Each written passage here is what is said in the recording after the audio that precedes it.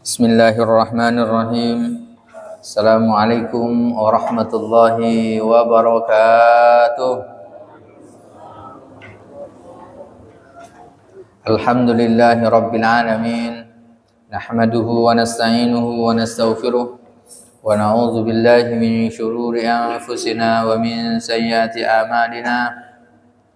May yahdihillahu fala mudilla lahu wa may yudlil fala hadiya lahu. Asyhadu an la ilaha illallah wa asyhadu anna Muhammadan abduhu wa rasuluh. Allahumma salli ala sayyidina Muhammad wa ala alihi wa ashabihi wa man sara ala nahjihi ila yaumil qiyamah, amma ba'du.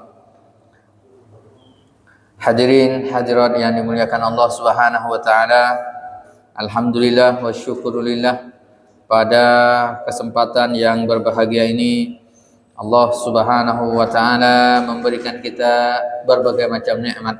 Di antara nikmat yang terbaik, yang terpenting bagi kita adalah nikmatul iman wa nikmatul Islam.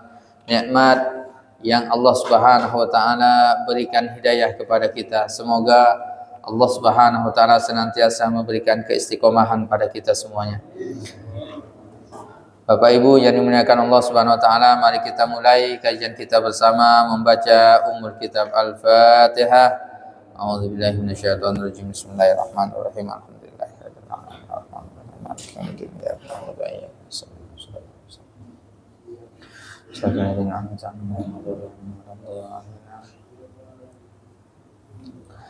Baik Bapak Ibu yang dimuliakan Allah, mari kita lanjutkan kajian tafsir kita. Kita sampai pada ayat yang panjang, satu ayat, yaitu ayat yang ke-282. Kita baca bersama-sama. A'udzu billahi minasy syaithanir rajim. Bismillahirrahmanirrahim.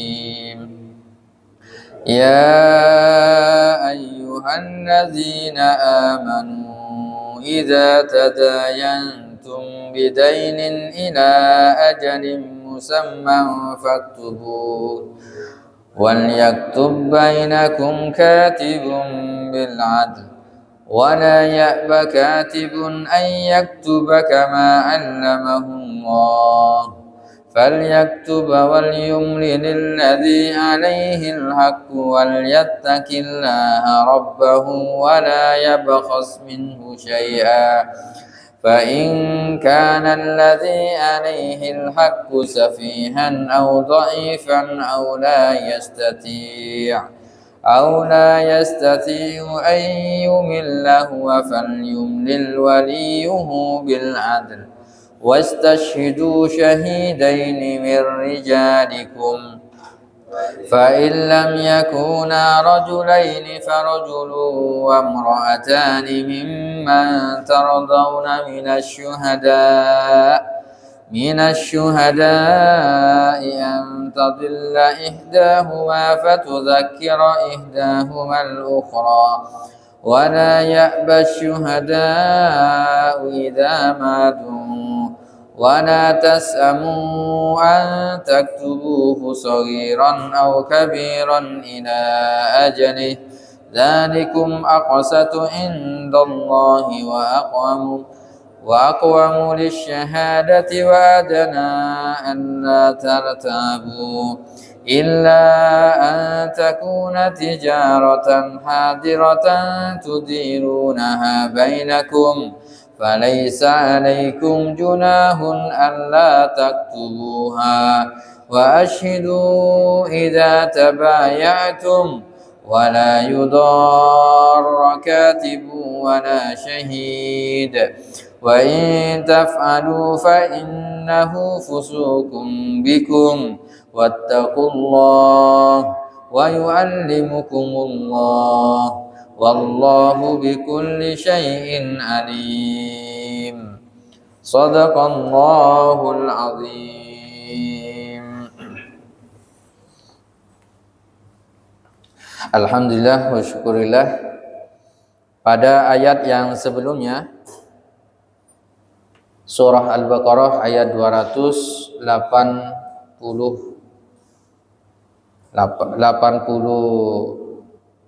sampai 81, dan ayat-ayat yang sebelumnya, khususnya pada ayat yang ke-275 dan sampai pada ayat 280, di mana Allah Subhanahu wa taala menjelaskan kepada kita semuanya tentang ar-riba, dosa riba.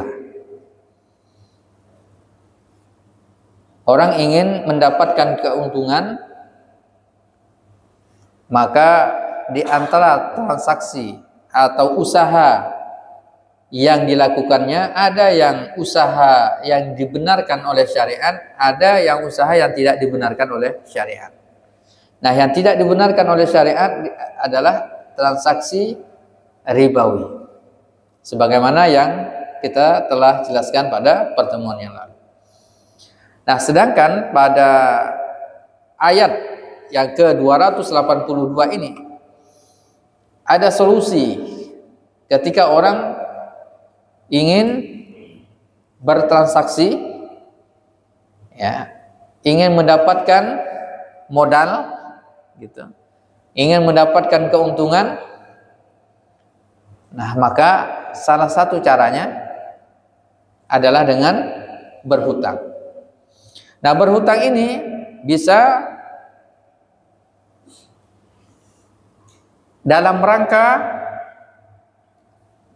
memenuhi kebutuhan yang primer, bisa juga untuk memenuhi kebutuhan sekunder, bisa juga memenuhi kebutuhan tersier. Nah, kalau kira-kira kalau seorang berhutang untuk bisnis, itu kategorinya, kategori apa itu? Primer atau sekunder? Ya, sekunder ya. Tergantung ya. Tergantung. Nah, bagaimana transaksi ketika seorang ini mengharuskan dirinya berhutang? Bagaimana prinsip dalam Al-Quran memberikan gambaran? Karena memang satu-satunya ayat yang paling panjang dalam Al-Quran, ya surah maksudnya, surah yang paling panjang atau ayat yang paling panjang dalam surah Al-Baqarah itu, kalau surahnya surah Al-Baqarah yang paling panjang, kalau surah yang paling pendek, surah apa dalam Al-Quran? Inna a'toina kal kautsar. Ayat yang paling panjang adalah ayat yang ke-282 ini, yang berbicara tentang hutang, yang berbicara tentang hutang. Nah, nanti insya Allah akan kita jelaskan bagaimana bahayanya orang yang berhutang tetapi tidak dilunaskan, tidak dibayar. Ya, kita artikan dulu ayat-ayat yang kita baca tadi. Bismillahirrahmanirrahim. Ya ayyuhalladzina amanu, wahai orang-orang yang beriman. Khitabnya kepada orang-orang yang beriman, bukan hanya orang Islam, tapi orang yang beriman. Perintahnya apa? Idza tadayantum bidainin, kalau kalian itu melakukan ya hutang piutang, memberikan hutang atau diberi hutang. Tadayantum, saling, satu menghutangi satu yang diberi hutang. Ila ajalin musamma, ya, pada waktu-waktu yang telah disepakati, ditentukan untuk membayarnya. Faktubuhu, maka tulislah. Perintah yang pertama, kalau berhutang maka hendaknya ditulis. Ini penting, jangan sampai tidak ditulis Tidak ada orang yang tahu kemudian misalnya meninggal dunia. Tak ada yang mengetahuinya. Karena bahaya nanti orang meninggal dunia meninggalkan hutang. Maka perintahnya pertama kali adalah ditulis. Tapi teman dekat, tetangga dekat, walaupun teman dekat, tetangga dekat, mesti ditulis. Namanya utang piutang ini biasanya awalnya bagus. Nah, itu. Bagus, ya kan? Jadi kalau berhutang memelas-melas, ketika ditagih malas-malas. Wal yaktub bainakum katibun bil adl, dan hendaknya yang menulis itu adalah katib, seorang penulis yang adil, yang adil. Bayangkan tuh, prinsipnya bukan hanya nulis sendiri dia, tapi ada orang lain yang menuliskan. Kalau sekarang mungkin siapa? Notaris atau ya, yang dia punya ya memang ya, sifat adil. Wala ya'ba katibun ay yaktuba kama 'allamahullah. Ya. Dan janganlah penulis enggan menuliskannya sebagaimana Allah mengajarkannya. Artinya apa? Ditulis yang benar-benar sesuai.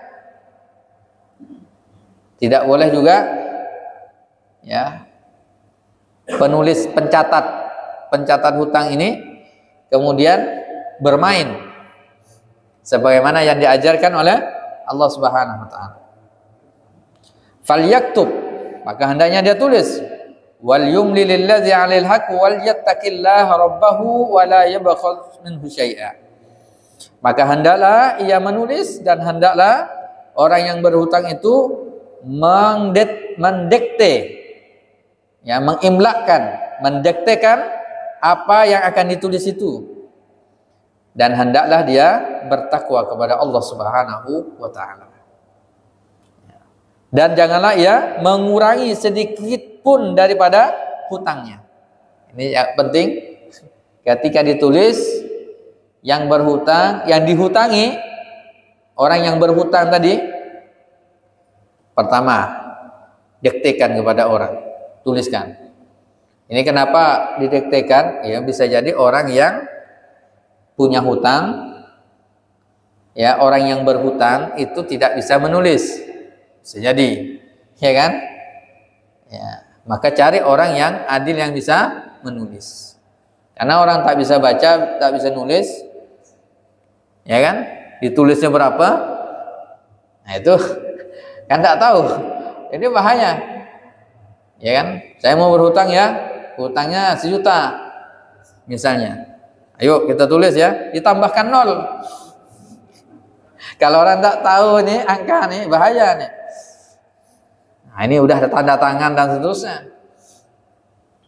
Nah, maka bertakwalah kepada Allah, jangan kurangi sedikit pun. Ya. Pernah lihat video yang ketika orang parkir, jasa parkir, parkirnya bang katanya, berapa? 5.000. Dikasihnya, tak ada uang kecil nih, kasih 100.000 sama sopir itu. Jadi berapa kembaliannya bang?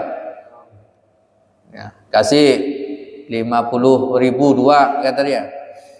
Kasih 20.000 3. Kasih 5 yang 5.000 3. Dah, ini 100.000. Ini kembaliannya ya. Ya, terima kasih bang katanya. Jalan dia. Ya, orang tak tahu kembalian.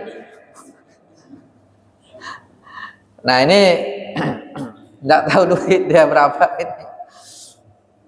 Nah, ini sangat penting sekali. Jangan ngakalin orang. Ya.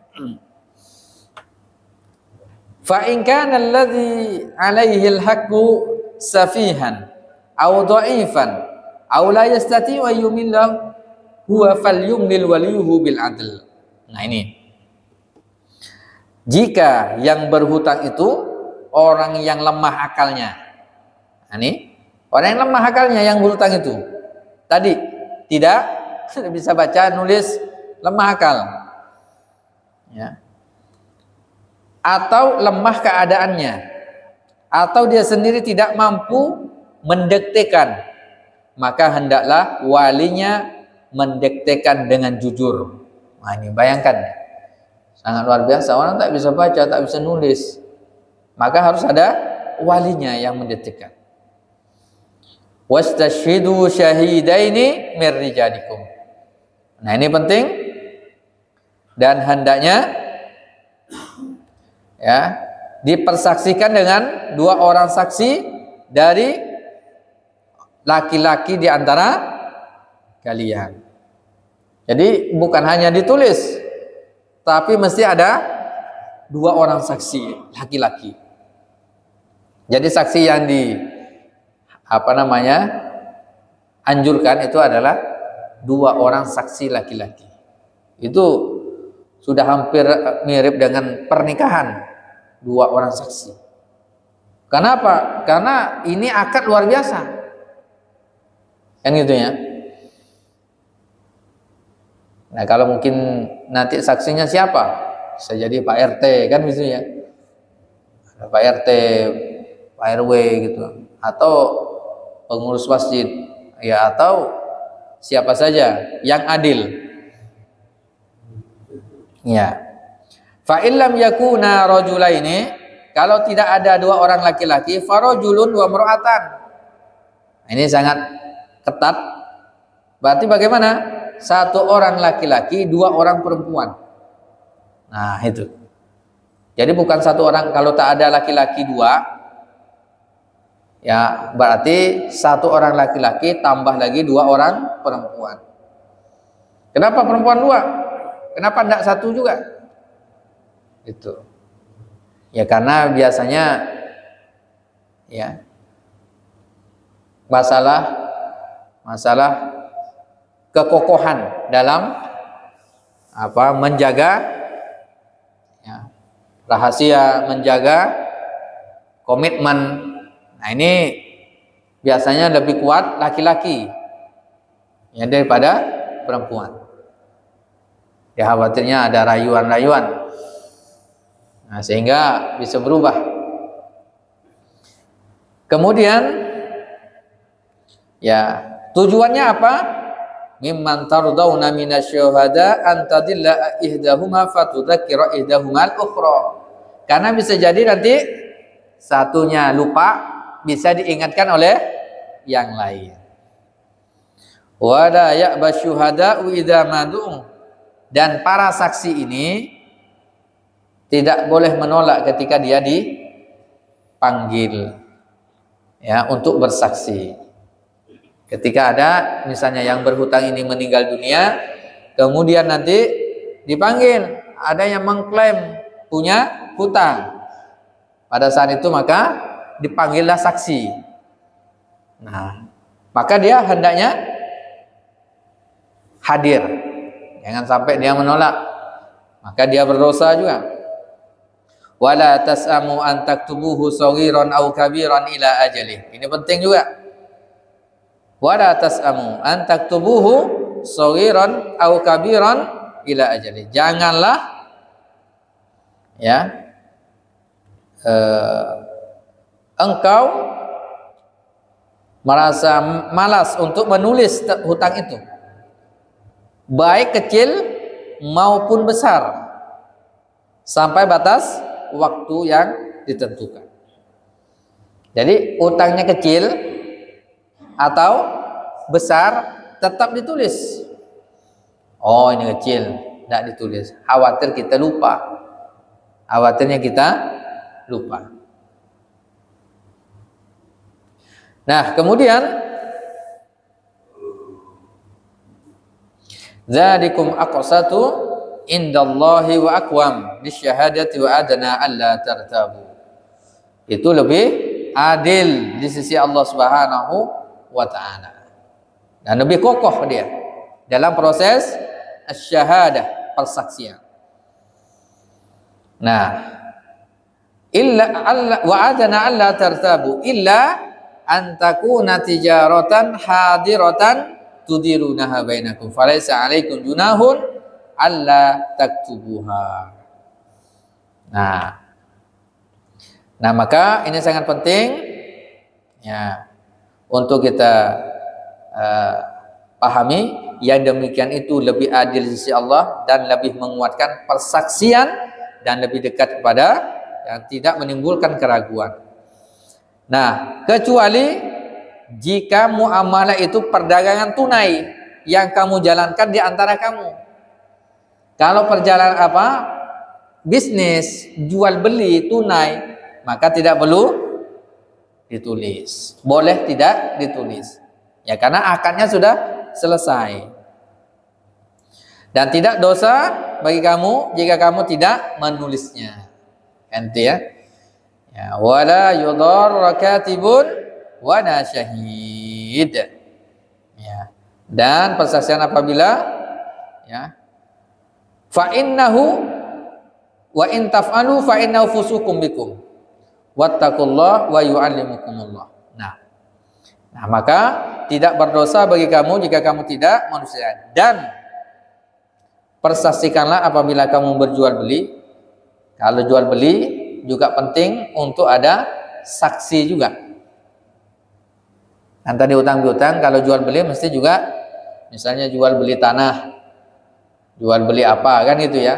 Yang dibutuhkan jangan sampai ketika ada orang mengklaim nanti saya sudah membeli tapi barangnya belum ada.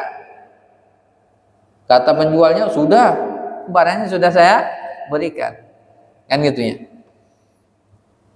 Nah, bagaimana caranya? Ada saksi. Misalnya yang sering terjadi ini ketika jual beli tanah atau jual beli apa gitu ya. Nah, ini juga penting ya untuk dipahami bersama. Nah, wattaqullah, bertakwalah kepada Allah. Allah tutup ayatnya, bertakwalah kepada Allah. Wa yu'allimukumullah, Allah akan mengajarkan kalian. Artinya bahwa ketika kita bertakwa kepada Allah, Allah akan ajarkan ilmu. Yang kata orang ilmu laduni, Allah akan berikan ilmu kepada ya orang-orang yang bertakwa. Wallahu bikulli syai'in alim. Ya. Dan Allah Subhanahu wa taala Maha mengetahui ya segala sesuatu yang dilakukan oleh manusia. Ini ayatnya cukup panjang. Satu ayat, satu halaman. Satu ayat, satu halaman. Sangat luar biasa ini. Nah, berikutnya hikmah-hikmah pelajaran dari ayat ini. Apa saja? Nah, ini penting. Ya. Prinsipnya seorang muslim itu paling tidak sehat 4 hal. Sehat berapa? 4 hal. Sehat apa?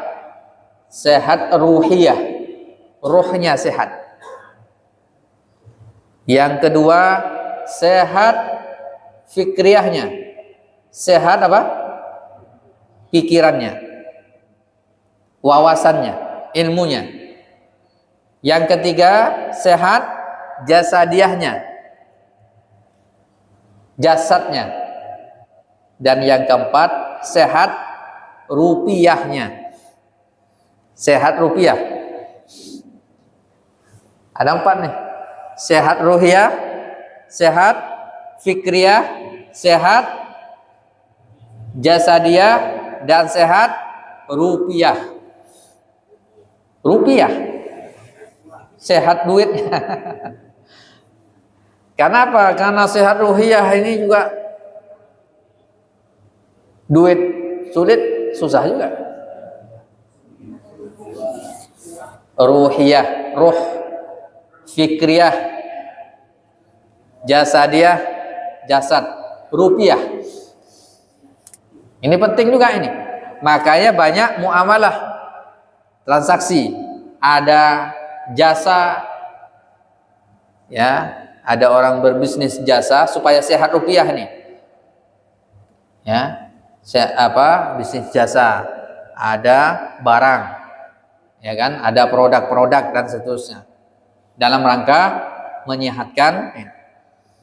Nah, kalau biasanya orang yang tidak sehat rupiah, di sinilah yang kemudian muncul transaksi-transaksi kalau tidak ribawi, kemudian ya hutang piutang juga ada di dalamnya bisnis. Nah, bagaimana caranya? Nah, di situ diatur di dalam syariat. Nah, yang kedua, orang yang berhutang itu biasanya apa? Dalam rangka apa? Kebanyakan nih, selain dari primer. Kalau primer kita ya memang kebutuhan primernya ya. Paling tidak dua hal. Ya orang berhutang ini ya gaya hidup biasanya. Ya, stylenya ya, lifestyle. Kebutuhan hidup, pertama kebutuhan hidup, yang kedua gaya hidup. Itu biasanya orang yang berhutang. Tapi ternyata Nabi Shallallahu Alaihi Wasallam ini ya berdoa dan mengajarkan kepada kita doa agar bahagia. Apa doanya? Minta perlindungan kepada Allah. Pertama, Allahumma inni a'udzubika minal hammi wal hazan. Ya Allah, sesungguhnya aku berlindung kepadamu dari rasa bingung dan sedih. Karena orang yang bingung, orang yang sedih, tidak bahagia hidupnya. Betul nggak Pak? Tidak bahagia hidupnya. Bingung terus, sedih terus setiap hari. Tidak bahagia. Yang kedua, wa a'udzubika minal ajzi wal kasal. Minta perlindungan kepada Allah ya dari rasa lemah dan malas. Ternyata ini sifat yang tidak bagus juga. Nabi berlindung kepada Allah. Apa? Lemah dan malas. Kan orang biasanya malas-malasan. Malas-malasan. Sifat lemah dan malas. Wa a'udzubika minal jubni wal bukhul. Yang ketiga, minta perlindungan kepada Allah dari pengecut dan kikir. Jangan sampai apa? Penakut. Penakut itu juga tidak membahagiakan orang. Ini takut. Tidak bahagia. Terteror terus dia. Wal bukhul, begitu juga dengan sifat bakhil, pelit bin medit. Wa a'udzubika min ghalabatid daini wa qahrir rijal. Yang keempat, kita berlindung kepada Allah dari lilitan hutang dan kesewenang-wenangan manusia. Jadi kita minta kepada Allah agar dibebaskan dari ya lilitan hutang. Dan ini juga doa bisa diamalkan Bapak Ibu setiap saatnya supaya kita cepat lunas hutang. Ya, cepat lunas hutang. Ini penting. Ya, amalkan terus. Allahumma inni a'udzubika minal hammi wal hazan wa a'udzubika minal ajzi wal kasal wa a'udzubika minal jubni wal bukhl wa a'udzubika min ghalabatid daini wa qahrir rijal. Dan ini disunnahkan dibaca setiap pagi 3 kali dan di setiap sore 3 kali. Ini doa-doa al-maksur dari Nabi sallallahu alaihi wasallam. Nah, hikmah berikutnya dari ayat itu apa?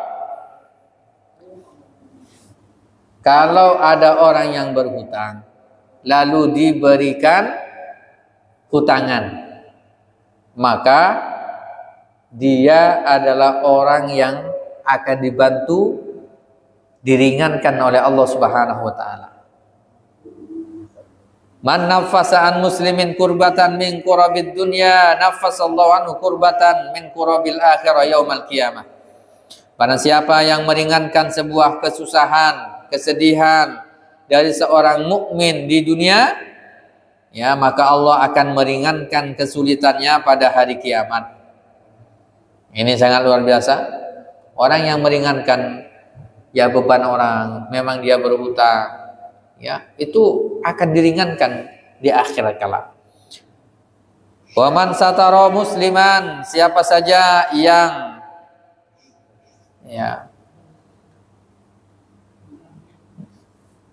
Sataro itu artinya menutup. Musliman, aib dari seorang muslim. Nutup aib seorang muslim. Satarahullahu fid dunya wal akhirah. Allah akan menutup aibnya di dunia dan di akhirat. Ini sangat luar biasa. Ada aib dari kawan, dari orang lain, sembunyikan.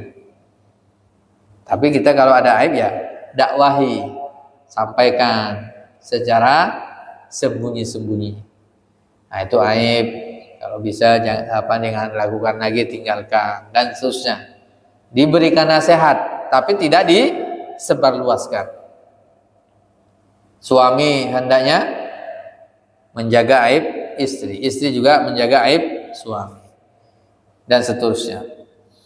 Waman yassara an mu'sirin, siapa saja yang memudahkan orang yang lagi kesulitan, yassarallahu alaihi fid dunya wal akhirah.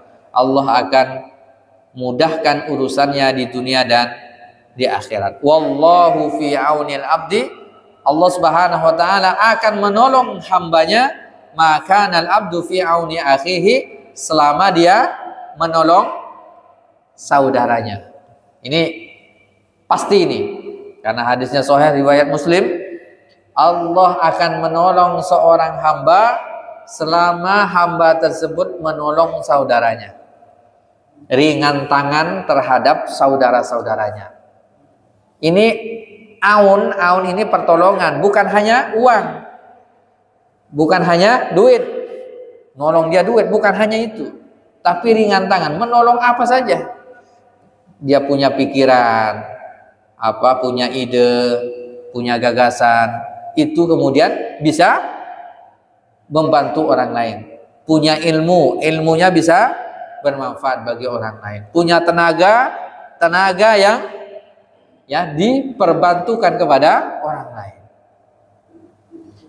Ya, kemudian dia punya apa? Ya, punya kekuasaan. Dia gunakan kekuasaannya untuk membantu orang lain, memberi jalan kebaikan pada orang lain. Ya, apalagi punya harta. Lalu kemudian hartanya digunakan untuk membantu orang-orang yang kesulitan, kesusahan. Membantu misalnya ada orang sulit untuk memenuhi kebutuhan hidupnya, datang dia. Dan tidak perlu diminta. Iya kan? Yang kita perlu ketahui bersama bahwa kedermawanan itu sangat penting, membantu orang lain itu. Ada kategorinya, dermawan itu ya kalau dia diminta dia diberi. Kalau dia diminta dia selalu memberi. Itu namanya as-sakha. Di atasnya lagi apa? Kalau dia meminta kemudian dia tidak perlu diminta tapi kemudian dia banyak memberi. Nah, kemudian juga di atasnya lagi dia tak perlu diminta, dia berikan, ya seperti Abu Bakar gitu ya, seperti Umar, sebagaimana pada beberapa pertemuan yang lalu. Ada yang al-ithar. Al-ithar ini kepedulian. Sebagaimana sahabat Nabi itu, mereka tinggal di masjid, ya, ahlu suffah. Mereka sering lapar. Ketika ada makanan, minuman, tidak langsung sendiri, tapi yang lainnya dulu, ya, diputar. Siapa yang mau duluan? Ini isarnya luar biasa. Ya, isar mendahulukan orang lain. Itu penting. Isar dalam masalah muamalah dianjurkan, tapi isar dalam masalah ibadah makruh.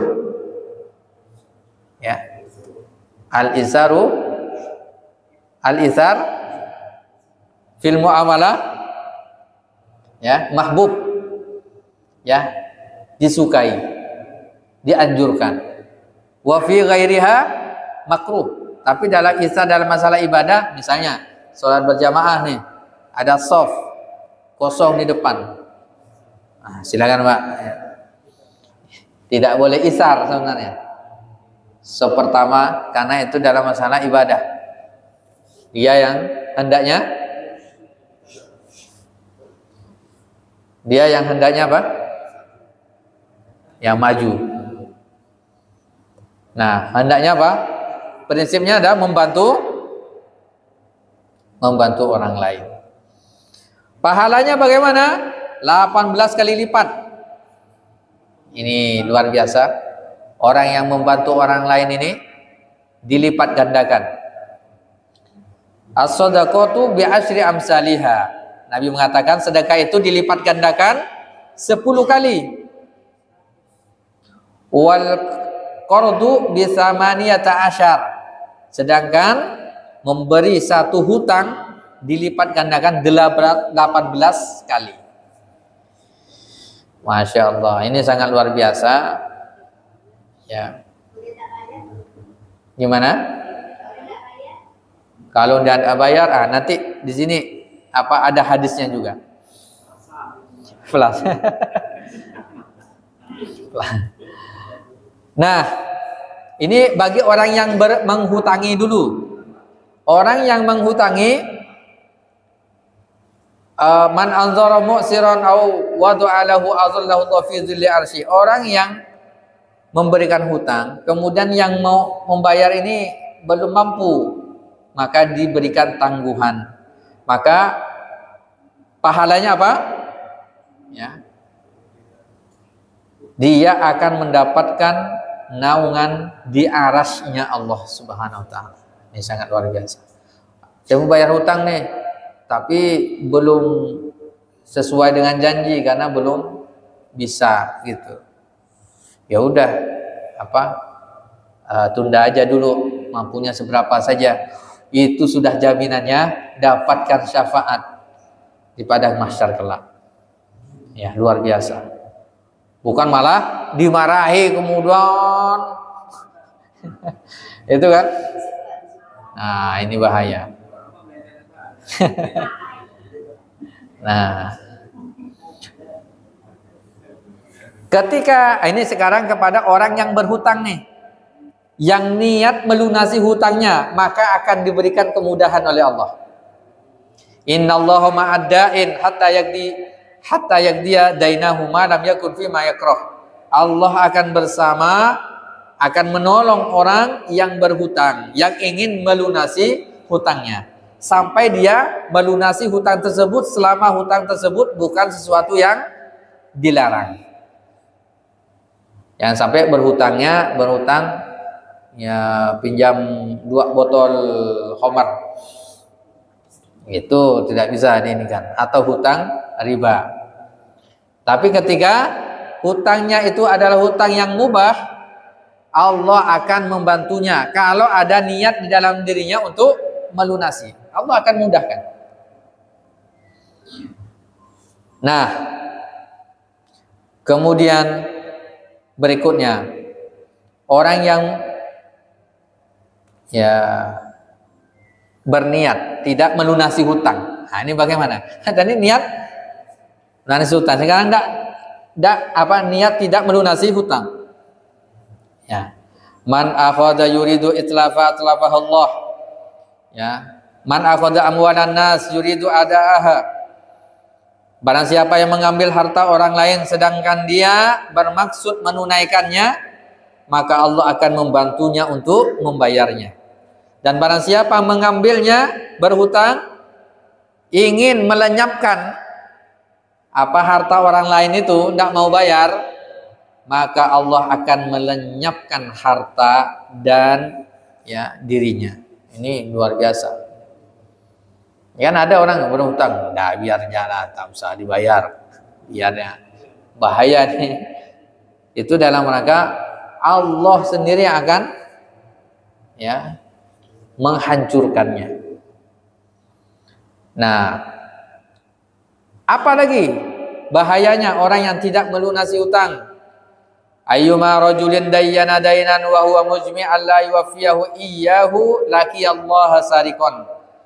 Siapa saja orang yang berhutang sedangkan dia berniat tidak melunasi hutangnya, maka ia akan bertemu dengan Allah nanti ketika dia meninggal dunia sebagai sarik, sebagai pencuri. Dianggap ditulis dia pencuri. Ini luar biasa.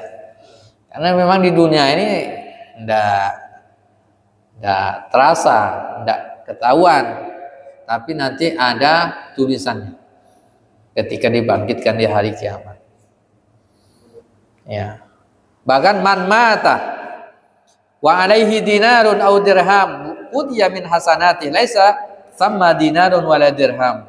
Barang siapa yang meninggal dunia dan memiliki hutang 1 dinar atau ya 1 dirham. 1 dinar itu ya kalau sekarang berapa? 2 jutaan, 24 karat. Atau 1 dirham, nanti meninggal dunia, di akhirat bagaimana? Diambil, akan dilunasi dengan kebaikannya. Kenapa? Karena di akhirat tidak ada dinar dan dirham. Gimana kita bayarnya? Tidak ada. Yang ada hanya pahala saja. Bayarnya pakai pahala kita. Nah, ini sangat luar biasa ya. Ya, kita berikan dulu kesempatan tanya jawab. Ya, Ibu dulu silakan Bu. Waalaikumsalam warahmatullahi wabarakatuh. Ada seorang tua nih, jadi diceritakan dia tuh banyak hutang, diceritakan sama orang. Dia tuh dulu banyak hutang, terus gimana sih? Anak-anaknya nggak ada yang tahu gitu, sampai dia meninggal anaknya yang tahu. Karena banyaknya hutang, nggak mungkin anaknya melunasi hutang dengan misalnya dengan orang ini hutang, dengan orang ini hutang, dengan orang ini hutang. Nah, itu katanya kok bisa anaknya kan dari membayarnya gitu. Tapi kan tidak mungkin anaknya membayar sebanyak itu gitu. Nah, itu gimana Ustaz? Iya. Jadi terus gimana anaknya misalnya anaknya berharap dosa orang tuanya dihapuskan kalau mau lebih wali dia sedangkan utang orang tuanya itu banyak gitu. Iya. Jadi gini, orang yang punya hutang meninggal dunia, ya sebenarnya kewajiban orang yang berhutang itu sebenarnya dosanya, kalau di sisi dosa ya tidak bisa dosanya diserahkan atau diambil alih oleh ahli waris. Itu prinsipnya, itu tidak. Nah, maka kewajiban ahli waris saja itu menjadi tanggung jawab jika ingin melunasi hutang kedua orang tuanya supaya orang tuanya terbebas dari hutang, terbebas dari siksa kubur, juga dari siksa neraka di akhirat kelak. Maka bagaimana? Bisa orang yang ahli warisnya, bisa juga orang lain yang melunasinya, bisa. Kalau mau. Kan gitu kan? Masalahnya kalau tidak mau bagaimana? Ya, tetap kebaikan-kebaikannya di akhirat diambil. Tapi kebaikannya sudah habis pahalanya. Keburukan orang itu yang kemudian dilimpahkan. Ya begitulah dia keadilan Allah Subhanahu wa taala. Sampai-sampai Nabi tidak mau menyolati jenazah yang masih ada hutang. Sallu ala sahibikum, kata Nabi. Dah, kalian dah solati ya saudara kalian. Ya. Maka kemudian Abu Qatadah ya mengatakan, huma alayya ya Rasulullah, 2 orang yang berhutang ini saya yang akan menanggungnya ya Rasul. Maka Nabi langsung kemudian sholat, ikut menyolati. Kenapa? Ya, dalam hadis yang lain itu bahwa yughfar lisyahid kullu dzambin illa dain. Orang yang syahid saja dosanya diampuni semuanya kecuali hutang. Hutang ini tidak ada ya, tidak ada pengampunan. Kenapa? Muamalah dengan manusia. Nah, gitu ya, sangat luar biasa. Itu Bu ya.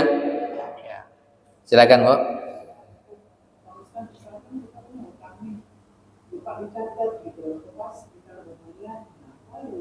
Kalau bukan apa? Nggak apa-apa. Satu hutangnya 1.000, diberikan untuk dimanfaatkan dan dikatakan, jadi kita bayar 2.000. Iya. Untuk lepas dari. Ya, itu bagus, Bu. Itu bagus. Jadi kalau kita berhutang, ketika kita membayarnya dilebihkan. Itu sangat bagus sekali. Ya, dan itu bukan masuk dalam kategori riba. Itu, Bu, ya. Silakan, Pak.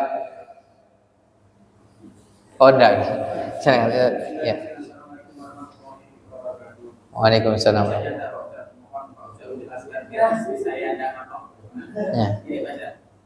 Ada orang yang datang ke warung kan, dapat isinya gitu kan, dia berikan jaminan sebuah KTP atau apa kan, tapi barang itu tidak diambil, janji dari diambil, tapi tidak diambil kan. Apakah memang betul rezeki orang itu akan kembali orang yang mengutangkan, akan diberikan kepada orang yang mengutangkan? Terutama mohon penjelasan sehingga kami tidak adanya saling kontrol terhadap isi saya, ya isi saya mengerti bahwa barang itu mungkin orang itu belum ada uang atau orang itu yang tidak mau membayar. Nah, itu yang pertama. Yang kedua, Pak Ustaz, apa hukumnya menolak meminjamkan uang dalam Islam dan kapan hukum pinjam-meminjam menjadi haram?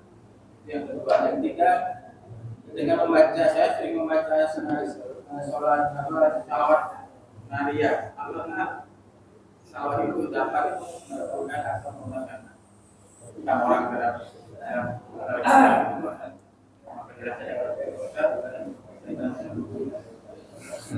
Ya. Jadi pertama, kalau ada orang, kita buka toko nih, warung, lalu ada yang berhutang. Jadi itu biasanya ada dilema juga. Ya, ada yang berhutang bayar tepat, ada yang memang ya sengaja atau yang memang tidak punya dia, gitu. Maka supaya menjaga stabilan toko, kemudian bisa saja ditulis itu tidak menerima bon atau ya apa hutangan, ya tidak menerima hutang piutang, cash, semuanya cash, gitu. Itu akan lebih baik. Kalau mungkin 1-2 orang boleh, ya. Tapi kalau enggak bisa menjadikan toko kita tidak stabil, ya, dana itu tidak berputar gitu. Nah, tapi kalau kasus misalnya ada satu kita kenal yang memang orangnya kurang mampu, ya udah, ketika ini sudah dikasih saja sekali liter kah misalnya. Ya kalau memang kita tahu bahwa itu tidak sulit juga untuk bayar. Kalau enggak pun tidak sama sekali, karena itu bagian dari ya bisnis yang harus juga diputarkan gitu ya. Nah, tinggal disepakati saja gitu. Kalau menerima hutang ya hutang, tapi kalau enggak bantu saja orang itu. Kalau misalnya sudah tahu sekali sulit, yang keduanya, nah kalau kayak itu ya tinggal ditandai saja. Nah, gitu ya.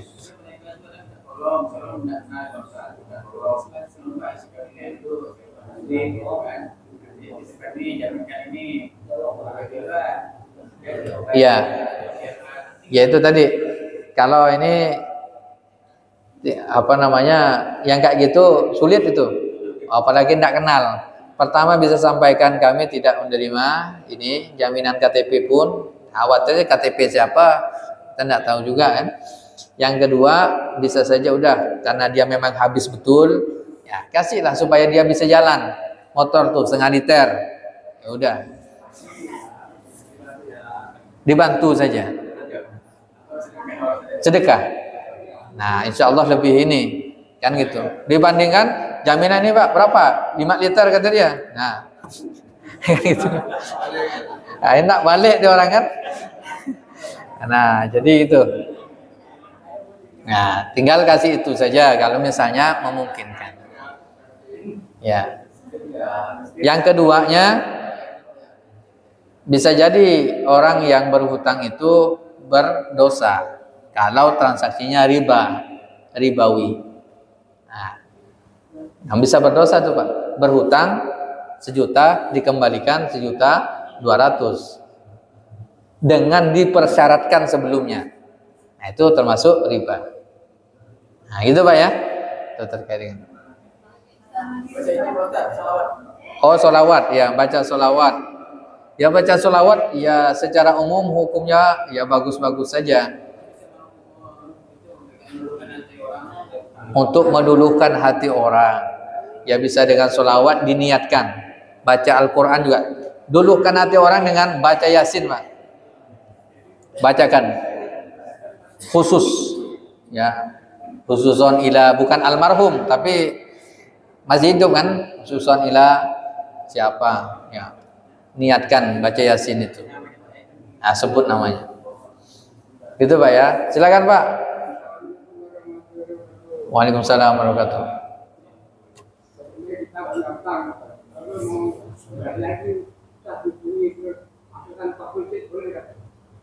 Oh, kita mau bayar hutang tapi orangnya sulit dihubungi, tapi tahu rumahnya Pak. Tahu rumahnya enggak? Tapi jauh. Kalau itu tahu rumahnya bisa mungkin ada kemana, ada orang yang bisa dititipkan atau pakai telepon sekarang ya, atau pakai ojek maksudnya.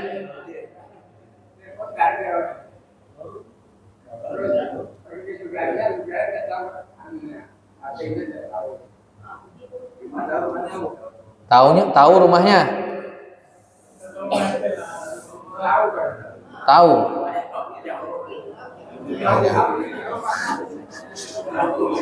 Ya, itu datangi Pak.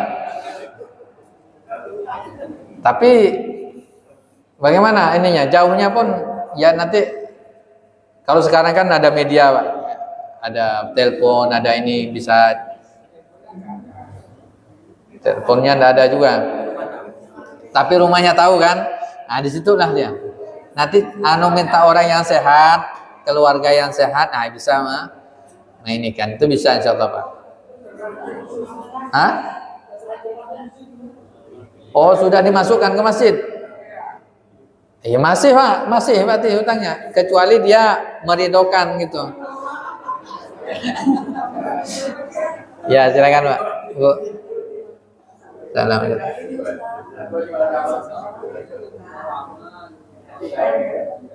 Yang diutangi itu dan apakah nanti si istrinya tadi itu menagih? Oh ya, ada orang yang memberi hutang, berhutang. Ya, orang yang dihutangi, ya yang dihutangi apa sih? Yang berhutang kan? Yang berhutang, yang berhutang.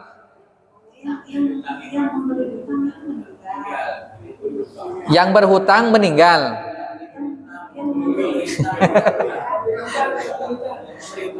Memberi hutang meninggal.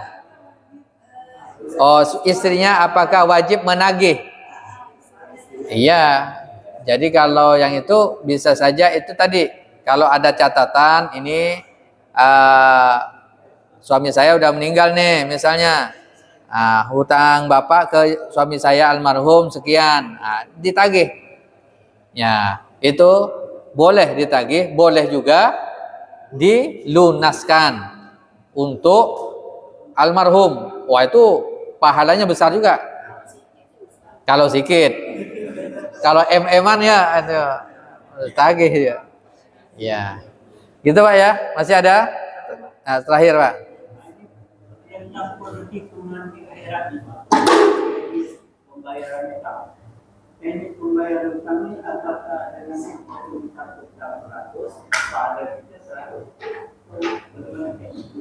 Ya, teknisnya bagaimana membayar hutang pakai pahala di akhirat. Nah, ini wallahu a'lam Pak. Dan teknisnya gimana ini?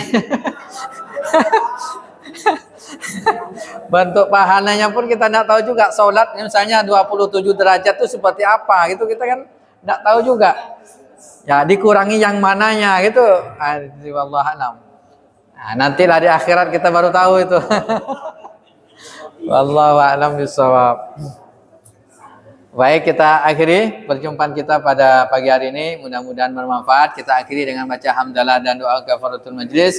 Alhamdulillahirabbil alamin. Subhanakallahumma wa bihamdika asyhadu an la ilaha illa anta astaghfiruka wa atubu ilaik. Assalamualaikum warahmatullahi wabarakatuh.